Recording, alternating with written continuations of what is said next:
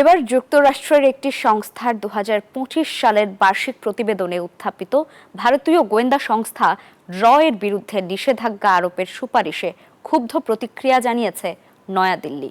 একে পক্ষপাত দুষ্ট ও রাজনৈতিক উদ্দেশ্য প্রণোদিত বলে আখ্যা দিয়েছেন ভারতের পররাষ্ট্র মন্ত্রণালয়।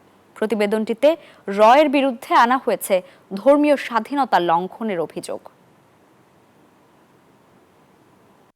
গত মঙ্গলবার যুক্তরাষ্ট্রের United States Commission on International Religious ফ্রিডমের বার্ষিক প্রতিবেদন ২০২৫ প্রকাশিত হয়, যেখানে উল্লেখ করা হয় ভারতের সংখ্যালঘুদের অধিকার লঙ্ঘন এবং তাদের জীবন ও সম্পদের উপর আক্রমণের বেশ কিছু ঘটনা।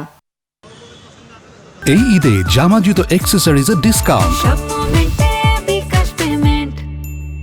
এসব অভিযোগে ভারতের গোয়েন্দা সংস্থা রিসার্চ অ্যান্ড অ্যানালাইসিস উইং র-এর ওপর নিষেধাজ্ঞার সুপারিশ করে ইউএসসিআইআরএফ।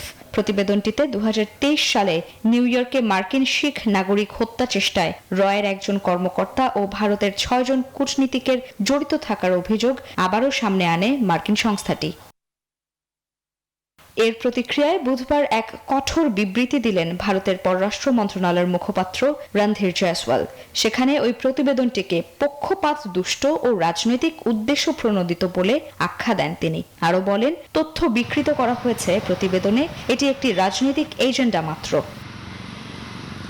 এখনও এই বিষয়ে আনুষ্ঠানিক কোনো মন্তব্য করেনি মার্কিন পররাষ্ট্র দপ্তর। Desk report, news 24।